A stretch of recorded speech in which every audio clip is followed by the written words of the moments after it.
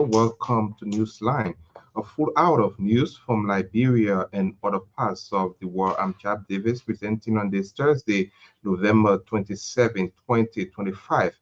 In the top stories, President Joseph Boakai receives prestigious Grand Prix award at Medes Forum in Morocco.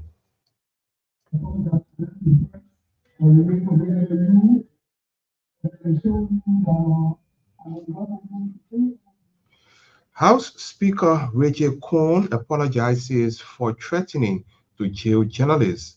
ECOWAS holds emergency meeting amid military takeover in Guinea-Bissau and away from home. United States excludes South Africa from next year's G20 summit. We have all of these stories, including our regular features disposed, Liberian English, French, or package in this edition of the program. First, Nakita Rabos with a bulletin of news. President Joseph Boakai has received the prestigious Grand Prix Award at the ongoing 7th edition of the May Forum taking place in Morocco. The award presented to the Liberian leader is in recognition of his efforts to strengthen democratic governance, promote peace, stability, and enhance regional cooperation, among others. An executive mansion release said the Grand Prix recognizes individuals whose contributions have significantly shaped political stability, development, and cooperation within the global space. According to the release, organizers at the event extored the Liberian leader for championing democratic values, regional collaboration, and sustainable development. President Joseph Boakai says Liberia stands ready to partner with countries and organizations of like minds in shaping a future that is fair, peaceful, and inclusive. The Liberian leader made the statement Wednesday in Morocco upon receiving the prestigious Grand Prix Award at the ongoing May Forum. President Boakai described the award as not just a personal recognition but also a reflection of the resilience and aspiration of the Liberian people and the African continent. He said the award also highlights the importance of Africa's voice in reimagining the global order and reclaiming its position among several continents. The May Forum is an annual event that brings together world leaders, policymakers, and experts to discuss global fractures shaping geopolitical dynamics and pathway to shared prosperity.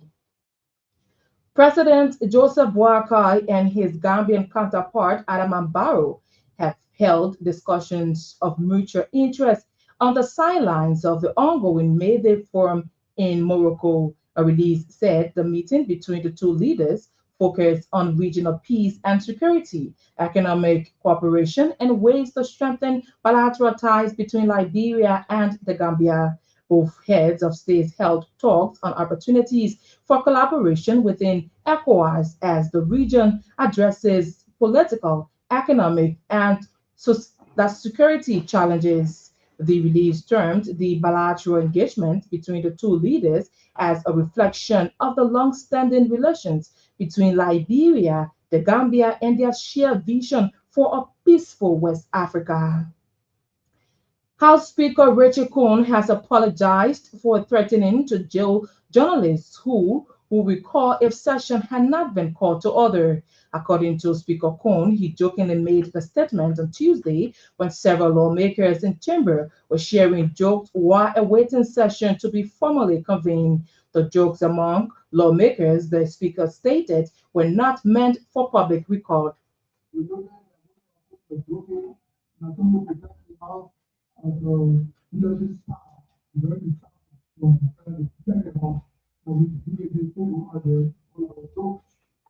Speaker Richard Cohn reaffirmed his respect for the rights of journalists and press freedom. He urged journalists covering the legislature to be professional and cooperate with the rules covering the House of Representatives and Senate. Meanwhile, the Legislative Press Pool, the governing body of journalists covering the legislature, has welcomed the open apology delivered in chamber by House Speaker Richard Cohn. The leadership of Legispool described the public apology by Speaker Cohn as a demonstration of maturity, a leadership, and a genuine commitment to rebuilding trust between lawmakers and the press. According to a release, Legispool appreciated the Speaker's call for improved collaboration and assured the public that journalists assigned at the legislature will remain committed to professionalism, ethical reporting, and fairness. The organization underscored that press freedom, safety, and respect for journalists are fundamental to Liberia's democracy, noting that no journalist should feel threatened or intimidated while performing duties within the capital. Meanwhile, the legislative press pool leadership has encouraged all reporters to remain highly ethical and follow all protocol governing that house. The Economic Community of West African States, ECOWAS, has convened an emergency meeting on the latest coup in Guinea-Bissau.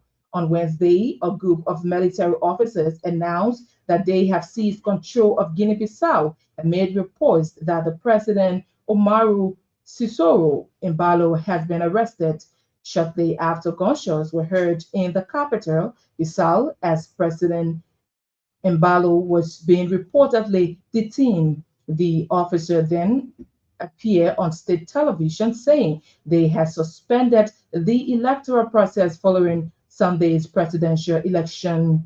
In a letter addressed to President Joseph Boakai, a copy of which is in the possession of ELBC, ECOWAS Commissioner President Dr. Omar Ali Traore said the meeting has been convened on the order of President Julius Maada. President Bio of Sierra Leone is chairing ECOWAS Authority of Head of States and Government after taking over from President Bola Tinubu of Nigeria. According to the letter, Thursday's virtual meeting is solely on the situation in Guinea-Bissau.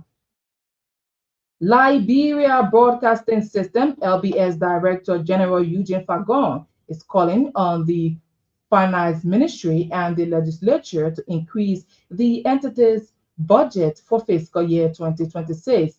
According to DG Fagon, the current allocation is insufficient to meet the growing demands of the national broadcaster. He said an increment will not only enhance the institution's technical capacity, but also support several ongoing initiatives and made expanding media access in remote parts of the country.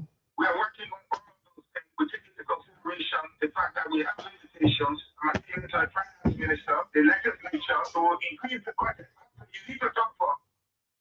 Director Fagon disclosed that LBS has already embarked on a series of modernization efforts, including upgrading transmission equipment, installing new regional relays, and improving content production standards. He, however, noted that these initiatives require sustained financial backing to be fully realized. DG Fagon also stressed that strengthening the national broadcaster is essential for promoting transparency, civic engagement, and national unity. Meanwhile, the Director General of the Liberia Broadcasting System, Eugene Fagon, says the 600-watt television relay transmission in Grand Bassa County is part of President Joseph Boakai's vision to ensure information is disseminated to all parts of the country. Mr. Fagon noted that the initiative will improve the national broadcaster television coverage and ensure citizens are informed about government programs and policy in the county. He also highlighted the installation of similar television in Bonin, Lofa, Grand Jide, and the current installation work in Grand Bassa County as areas LBS extended its relay television station. That's in keeping with the president's mandate and the promise he made to the Liberian people that during his first term, he will ensure that radio covers all Liberia and that television is brought to all of the capitals of the counties and its environs in his first term. The LBS Director General disclosed that management will shortly move to Margibi and other counties for similar activities and believes these relay stations will strengthen citizens' wider access to the national television. Meanwhile, Mr. Vagon is being accompanied on the trip by the Deputy Director General for Operations and Technical Services, Wilfred Law, and other co-workers, ensuring that the institution mission in the area is achieved. Chinese ambassador to Liberia, Yen Shewon, has underscored vast opportunities that Liberia stands to benefit as part of China 15 five-year strategic plan. Ambassador Yen named shared developments in infrastructure, health, agriculture, and capacity building. He said these opportunities will deepen trade cooperation between the two countries. The Chinese ambassador said the China's 15 five-year strategic plan will be translated into growth opportunities for the global economy to reach new milestones. With that said, being from Nigeria, and I would say our opportunity, opportunity. China and Liberia signed agreements on economic and technical cooperation to support mutual equity projects between the two governments. Ambassador Yen said the plan will see the modernization of China's industrial market system, which will provide huge opportunities for countries including Liberia. Addressing a news conference on Wednesday, the Chinese envoy revealed that China and Liberia have signed agreements on technical and economic cooperation to support mutually agreed projects between the two governments. Ambassador Yen said China would expand high standards and create a new phase of win-win cooperation, which will provide new opportunities for Liberia and other nations. Meanwhile, Ambassador Yen Shewon has highlighted China's commitment to promoting gender equality in Liberia and across the world.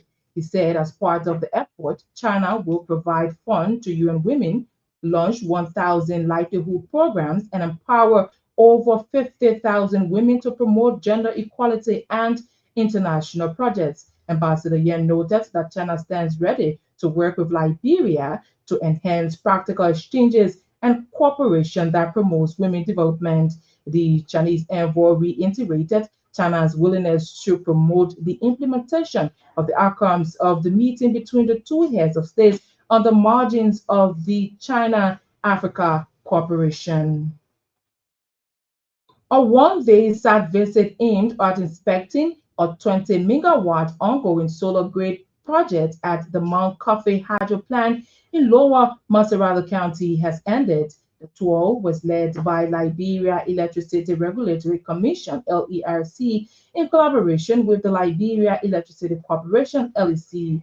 LERC Commissioner Claude Sata said the tour was intended to assess the level of work being done at the institution. Very much impressed. What I've seen here and the explanation of the level of work done, I'm sure by the dry season will be good. Encourage them that it should expand as rapidly as possible so that most of our people, or almost all of our people, can get access to electricity, not just people in Monrovia or in big towns. Commissioner Claude Qatar expressed delight regarding progress made by the contractors as it is well on course with the delivery time. And residents of Balako Klein in Grand Coup County had seized two yellow machines that effectuated Philoken to allegedly begin illegal mining activities. The Klein comprises 9 communities, including Jopoken, Wotuken, Sector, Faluken, and Otiken, among others. They said they were unaware of any mining agreement and threatened to take unspecified action against the owners of the machines who are yet to be identified.